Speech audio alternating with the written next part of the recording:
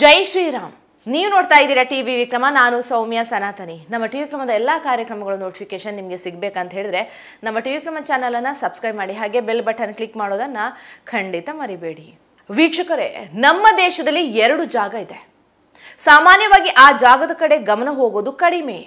ನೆಹರು ಅಂತೂ ಅದನ್ನು ಬಂಜರು ಭೂಮಿ ಗಿಫ್ಟ್ ಆಗಿ ಕೊಡೋಣ ಅನ್ನೋರು. ಭೂಮಿ ಅಂದರೆ ಬರೀ ಭೂಮಿ ಅಲ್ಲ, ಅದನ್ನು ನಾವು ಮಾತೆ, ಭೂಮಿ ತಾಯಿ ಅಂತ ಕರಿತೀವಿ. ಇದು ನಮ್ಮ ಪೂರ್ವಜರು ಕೊಟ್ಟಿರುವಂಥ ಜಾಗ ಅನ್ನೋ ಸೆಂಟಿಮೆಂಟ್ ಇರುತ್ತೆ, ಅದನ್ನು ಗಿಫ್ಟ್ ಕೊಡ್ತಾರೆ. ಬಿಡಿ, ವಿಷಯ ಅದಲ್ಲ. ನಾವು ಹೇಳಿದಂತಹ 2 ಜಾಗದಲ್ಲಿ ಒಂದು ಲಡಾಖ್, ಮತ್ತೊಂದು ಭಾರತದ ಈಶಾನ್ಯ ಭಾಗ. ಇವುಗಳನ್ನು ಹಿಂದಿನಿಂದಲೂ ಕೂಡ ನಿರ್ಲಕ್ಷ್ಯ ಮಾಡಿಕೊಂಡೇ ಬರಲಾಗಿದೆ. ಈಗ ಇಲ್ಲೆಲ್ಲ ದೇಶದ್ರೋಹಿಗಳು ಹಾಗೆ ಹೊರಗಿನ ದುಷ್ಟ ಶಕ್ತಿಗಳಿಂದಲೇ ತುಂಬಿಕೊಂಡ್ಬಿಟ್ಟಿದೆ. ಭಾರತದ ಒಳನುಸುಳೋಕೆ ಇವುಗಳನ್ನು ಒಂಥರಹ ಹೆಬ್ಬಾಗಿಲು ತರಹ ಮಾಡ್ಕೊಂಡಿದ್ದಾರೆ.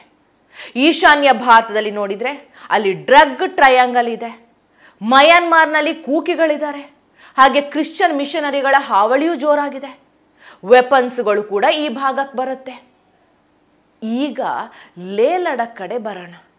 ಈ ಲಡಾಖ್ ಸಂಪನ್ಮೂಲಗಳಿಂದ ಕೂಡಿರುವಂಥ ಪ್ರದೇಶ. ಬೇಕಾದಷ್ಟು ಶುದ್ಧ ನೀರಿದೆ. ಇಂಥ ಶುದ್ಧ ನೀರಿಗಾಗಿ ನಮ್ಮ ಸುತ್ತಮುತ್ತಲಿನ ದೇಶಗಳು ಹುಡುಕ್ತಾ ಇರೋದು. ಸೊ ಇಂಥ ಜಾಗ ಅವರಿಗೂ ಬೇಕಾಗಿದೆ. ಇಂಥ ಲಡಾಖ್ನಲ್ಲಿ ಶಾಂತಿ ಕದಡುವ ಕೆಲಸ ಶುರುವಾಗ್ಬಿಟ್ಟಿದೆ. ಲಡಾಖ್ನಲ್ಲಿ ಹಾಗಾದರೆ ಏನಾಗ್ತಾ ಇದೆ, ಡೀಟೇಲ್ ಆಗಿ ನೋಡೋಣ. ಆರ್ಟಿಕಲ್ 370 ತೆಗೆದುಹಾಕಿದ ನಂತರ ಲೇ ಲಡಾಖನ್ನು ಕೇಂದ್ರಾಡಳಿತ ಪ್ರದೇಶವಾಗಿ ಘೋಷಣೆ ಮಾಡಲಾಗಿದೆ. ಹಿಂದಿನಿಂದಲೂ ಕೂಡ ಅಲ್ಲಿನ ಜನ ಹೋರಾಟ ಮಾಡ್ತಾ ಇದ್ದಾರೆ.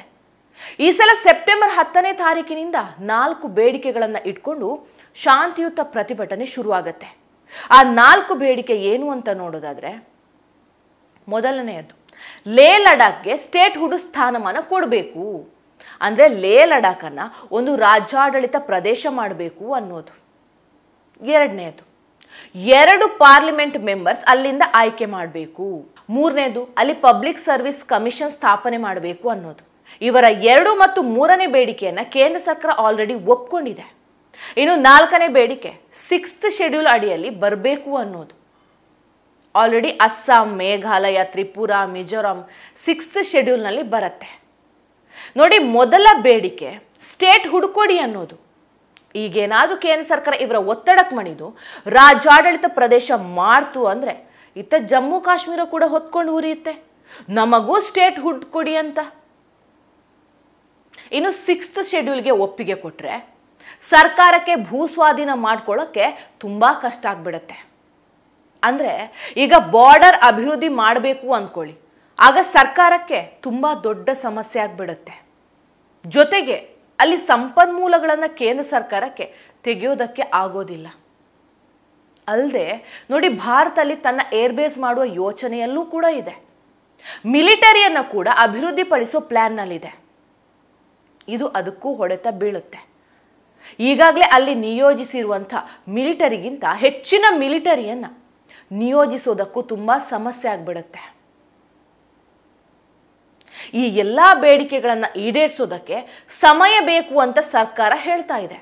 ಖಂಡಿತ ಇದು ಕಡಲೆಕಾಯಿ ವ್ಯಾಪಾರ ಅಲ್ಲ, ದೇಶದ ಭದ್ರತೆಯ ವಿಷಯ. ಆದರೆ ಅಷ್ಟರಲ್ಲಿ ಲಡಾಖ್ ಹೊತ್ತಿ ಉರಿಯುತ್ತೆ. ಬಿಜೆಪಿಯ ಕಚೇರಿಗೆ ಬೆಂಕಿ ಇಟ್ಟು ಧ್ವಂಸ ಮಾಡಿದ್ದಾರೆ. ಅಟೋನಮಸ್ ಹಿಲ್ ಡೆವಲಪ್ಮೆಂಟ್ ಕೌನ್ಸಿಲ್ ಆಫೀಸ್ಗೆ ಕೂಡ ಬೆಂಕಿ ಇಡ್ತಾರೆ. ಒಂದಷ್ಟು ಸಾವು ನೋವಾಗಿರುವ ಬಗ್ಗೆಯೂ ಮಾಹಿತಿ ಬರ್ತಾ ಇದೆ.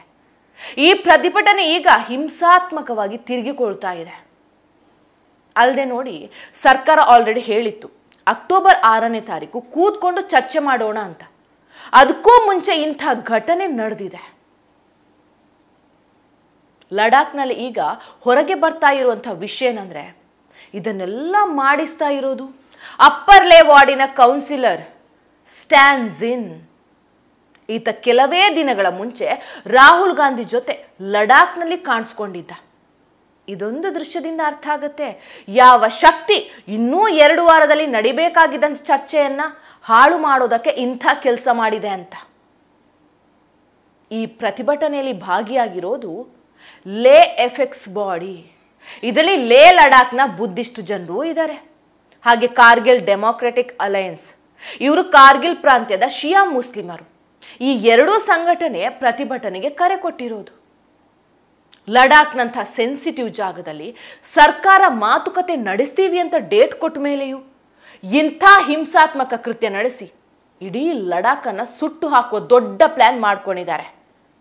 ಈ ಎಲ್ಲ ಪಿತೂರಿಯ ಹಿಂದೆ ಒಬ್ಬ ನಾಯಕ ಇದ್ದಾನೆ, ಸೋನಮ್ ವಾಂಗ್ಸುಕ್. ಇದೇ ವಾಂಗ್ಸುಕ್ ರಾಮ ಮತ್ತು ಸೀತೆ ಬಗ್ಗೆ ಕೆಟ್ಟದಾಗಿ ಕಮೆಂಟ್ ಮಾಡಿದ್ದು. ಇದೇ ವ್ಯಕ್ತಿ ಹೇಳ್ತಾನೆ ಅಗ್ನಿವೀರ್ ಸ್ಕೀಮ್ನಿಂದ ಆರ್ಮಿ ಸೈನಿಕರ ಸ್ಥೈರ್ಯ ಕುಸಿದಿದೆ ಅಂತ. ಇದೇ ವ್ಯಕ್ತಿ ಮಹಮ್ಮದ್ ಯೂನುಸ್ನ ಭೇಟಿ ಮಾಡ್ತಾನೆ.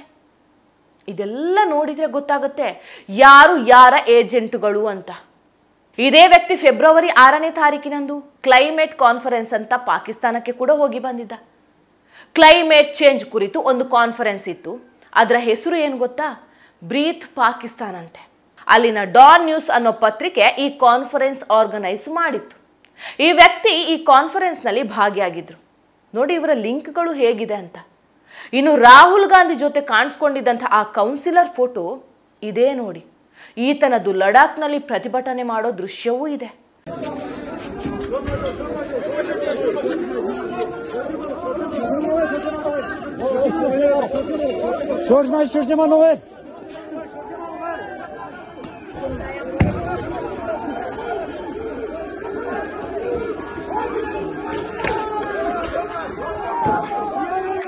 ಕೈಯಲ್ಲಿ ವೆಪನ್ ಇಟ್ಕೊಂಡು ರೌಡಿಯಂತೆ ನುಗ್ತಾ ಇರೋದು. ರಾಹುಲ್ ಗಾಂಧಿ ಅಂದುಕೊಂಡಂಗೆ ನೇಪಾಳದಂತೆ ಭಾರತದಲ್ಲಿಯೂ ಕೂಡ ಜೆನ್ಜಿ ದಂಗೆ ಶುರು ಮಾಡಿಕೊಂಡಿದ್ದಾರೆ. ಸರ್ಕಾರ ಈಗ ಎಚ್ಚೆತ್ತುಕೊಳ್ಳೇಬೇಕು. ಟಿವಿ ವಿಕ್ರಮ, ದೇಶ ನಿಮ್ಮ ಕೈಯಲ್ಲಿ. ಈ ಕಾರ್ಯಕ್ರಮ ನಿಮಗೆ ಇಷ್ಟ ಆಗಿದ್ದಲ್ಲಿ ಲೈಕ್, ಶೇರ್ ಹಾಗೂ ಕಮೆಂಟ್ ಮಾಡಿ. ಟಿವಿ ವಿಕ್ರಮದ ಕಾರ್ಯಕ್ರಮಗಳನ್ನು ನಿರಂತರವಾಗಿ ವೀಕ್ಷಿಸಲು ಸಬ್ಸ್ಕ್ರೈಬ್ ಮಾಡಿ, ಬೆಲ್ ಐಕನ್ ಒತ್ತಿ.